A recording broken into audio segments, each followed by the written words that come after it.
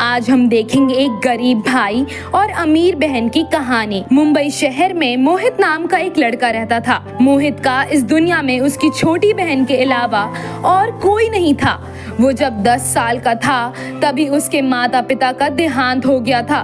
तब से उसने ही अपनी बहन को पाल पोस कर बड़ा किया था। मोहित खुद पेशे से एक बढ़ई था। एक दिन सुबह में आज मेरी छोटी सी बहन दुखी क्यों दिख रही है? कोई बात नहीं है भैया। कोई तो बात जरूर है। मेरी बहन दुखी रहे ये तो मुझे मंजूर ही नहीं। चलो बताओ मुझे क्या बात है? भैया, मेरे क्लास के सारे बच्चे कॉलेज की तरफ से नैनीताल घूमने जा रहे हैं। इसके लिए हम सभी को 25,000 जमा करने के लिए कहा गया है, पर हम इतनी बड़ी रकम कहां से लाएंगे, इसलिए मैंने मना कर दिया। अरे मना क्यों कर दिया? अभी तेरा बड़ा भाई जिंदा है। मैं कोई ना कोई इंतजाम जरूर कर दूंगा। तुम अपना नाम भी लिखवा लो जाकर। वैसे ये पैसे तुम्हें कब तक जमा करने हैं? जी भैया, कल तक। ठीक है, अभी तो हमारे पास समय है। चलो अब तुम मुस्कुरा कर दिखाओ और फटाफट तैयार होकर कॉलेज जाओ। भैया, आप बहुत अच्छे हो। अदिति खुश हो जाती है और वो फटाफट से तैयार होकर कॉलेज के लिए निकल जाती है। इधर मोहित सोच में पड़ जाता है। मैंने अदिति से वादा तो कर दिया है, पर मैं इतनी बड़ी रकम इतने कम समय में कहां से लाऊंगा? देखता हूँ सुमित से बात करके, हो सकता है वो मेरी मदद कर दे। ये सोचकर मोहित अपने दोस्त सुमित के पास जाता है। सुमित और मोहित बचपन से ही अच्छे दोस्त थे। जहाँ मोहित एक कारपेंटर, वहीं सुमित अपना रेस्टोरेंट चलाता था। हालांकि आर्थिक रूप से उन दोनों में बहुत विविधता थी, लेकिन सुमित ने अपने बचपन की दोस्ती को बनाए रखा था, क्योंकि वो मोहित का स्वभाव बहुत पसंद करता था। अरे मोहित, क्या बात है? इतनी सुबह सब ठीक तो है? हाँ यार, तुमसे एक काम था। हाँ बोलो, क्या काम है? यार मुझे 25,000 रुपए चाहिए। इतनी बड़ी रकम तुम्हें अचानक क्यों चाहिए? अरे वो अदिति को कॉलेज में चाहिए था। क्या यार, तुम बुरा मत मानना, पर मैं तुम्हारा बचपन का दोस्त हूँ और मैं देख रहा हूँ कि किस तरह तुम कर्ज में डूबे जा रहे हो, सिर्फ अपनी बहन के लिए। तुमने कभी अपनी बहन को किसी चीज की कमी नहीं होने दी। उसको महंगे से महंगे स्कूल में पढ़ाया और महंगे कॉलेज में उसका एडमिशन करवाया। तुम ये सारा कर्ज पूरा कैसे करोगे? अरे यार सुमित, इस दुनिया में मेरी छोटी बहन के अलावा और कौन ही है मेरा? मैं उसके लिए नहीं करूँगा तो कौन करेगा? और जहाँ तक कर्ज की बात है, मैंने अब तक बहुत कर्ज उतार दिया है और मुझे उम्मीद है मैं बाकी का कर्ज भी जल्द ही उतार दूंगा। अब बता, तू मुझे पैसे देगा या नहीं? मैंने कभी मना किया है जो अब करूंगा? मुझे पता था कि तुम मुझे दुखी नहीं करोगे, इसलिए मैं हर परेशानी में तेरे पास पहुंच जाता हूँ। तुम सच में मेरे सबसे अच्छे दोस्त हो। मैं कोशिश करूंगा जितना जल्दी हो मैं ये कर्ज उतार दूं। मोहित सुमित से पैसे लेकर अपने काम पर चला जाता है। समय बीतता चला गया और अब अदिति अपनी ग्रेजुएशन खत्म कर लेती है। मोहित को उसकी शादी की चिंता होने लगती थी। अरे सुमित, तुम यहाँ? क्या बात है? मैं इधर से गुजर रहा था तो सोचा तुमसे मिलता हुआ जाऊं। मोहित, मेरे पास एक बहुत अच्छा सा रिश्ता अदिति के लिए है और लड़के वाले बहुत पैसे वाले हैं। उन्हें बस पढ़ी लिखी सुंदर सी लड़की चाहिए। मैंने अदिति की तस्वीर दिखाई तो उन्हें बहुत पसंद आ गई। अब तुम उनके घर जाकर बात पक्की कर लो। वाह सुमित, मैं तुम्हें क्या कहूँ, तुमने तो मेरे दिल की अरमान पूरी कर दी। मैं हमेशा से यही चाहता था कि अपनी बहन की शादी अमीर घर में कर दूं। तेरा बहुत धन्यवाद यार। मैं वास्तव में भगवान का आभारी हूँ कि उसने मुझे तुम्हारे जैसा दोस्त दिया। तुम इतने अमीर हो फिर भी तुमने मुझसे दोस्ती कायम रखी है और हर परेशानी में तुम मेरे साथ रहते हो। अरे अरे, दोस्ती में no thank you no sorry. मैं तेरा बचपन का दोस्त हूँ यार। मैंने देखा है तुमने कितनी मेहनत से अपनी जिम्मेदारी को बचपन से निभाया है। ये लो पता, और कल ही तुम उनके घर चले जाओ। ठीक है यार, मैं घर जाकर अदिति से बात कर लेता हूँ। सुमित और मोहित वहाँ से चले जाते हैं। मोहित घर जाकर अदिति से सारी बात बता देता है। अदिति भी मन ही मन खुश हो जाती है। भैया, आप प्लीज अच्छे से तैयार होकर जाओ और प्लीज उन्हें ये कभी मत बताना कि आप बड़ी हो सकता है ये सुनकर वो लोग मना कर दे। अरे ये क्या बोल रही हो तुम?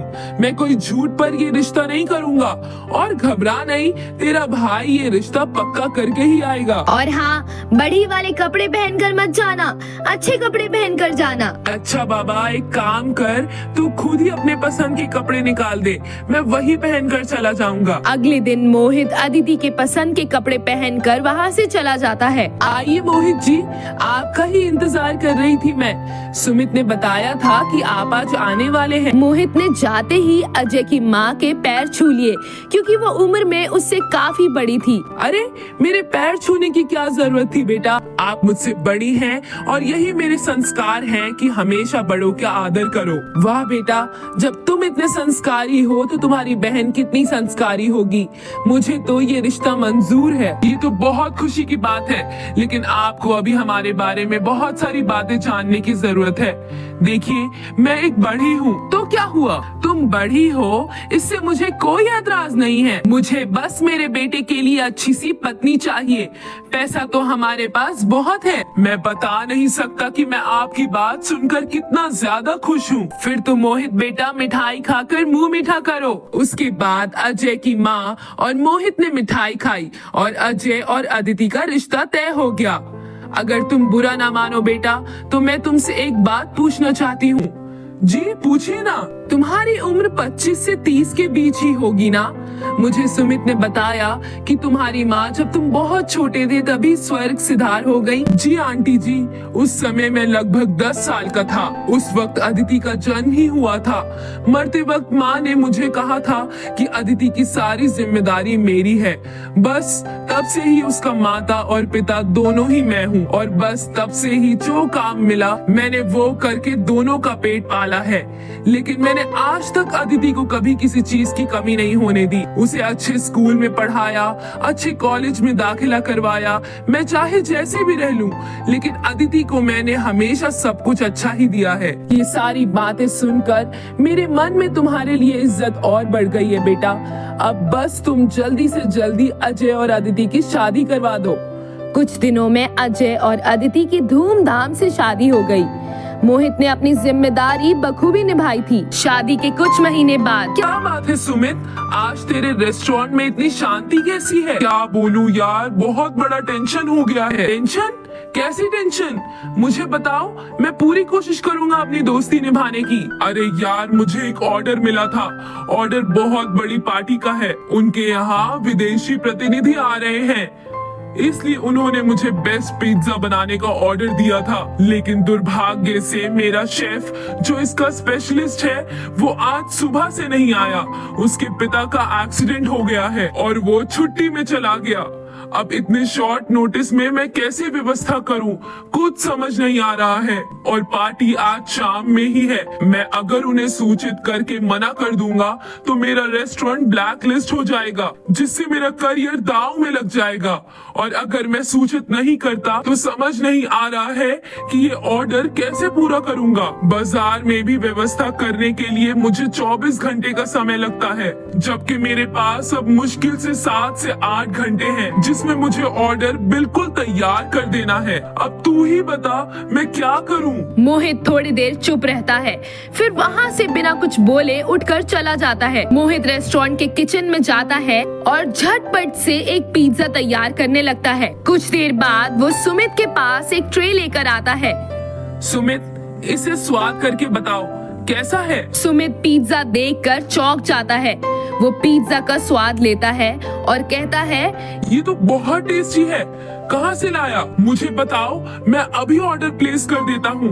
अरे तुम्हें कहीं ऑर्डर प्लेस करने की जरूरत नहीं है, ये पिज्जा मैंने बनाया है। तुम्हें पिज्जा बनाना आता है? अरे हाँ यार, मैं अदिति के लिए बनाता था, उसे पिज्जा बहुत पसंद था। लाओ, आज तेरा ऑर्डर मैं पूरा कर देता हूँ। सुमित बहुत खुश हो जाता है और रेस्टोरेंट में पार्टी की तैयारी शुरू हो जाती है। मोहित किचन में बिजी हो जाता है। ऑर्डर पूरा करते करते मोहित बहुत थक जाता है, पर टाइम के साथ ऑर्डर तैयार हो जाता है। मोहित रिलैक्स करने के लिए रेस्टोरेंट से बाहर निकलता है। वो उस समय गंजी में ही बाहर निकल जाता है, क्योंकि उसे बहुत तेज गर्मी लग रही थी। तभी देखता है एक बड़ी कार एंटर करती है। मोहित देखता है कुछ विदेशी प्रतिनिधियों को। तभी उसकी नजर अदिति पर पड़ती है। वो चौंक जाता है और खुशी में बिना बिना कुछ सोचे दौड़कर अपनी बहन के पास जाता है। अदिति, तुम कैसी हो तुम बहन? पर अदिति बिना कुछ जवाब दिए वहाँ से चली जाती है।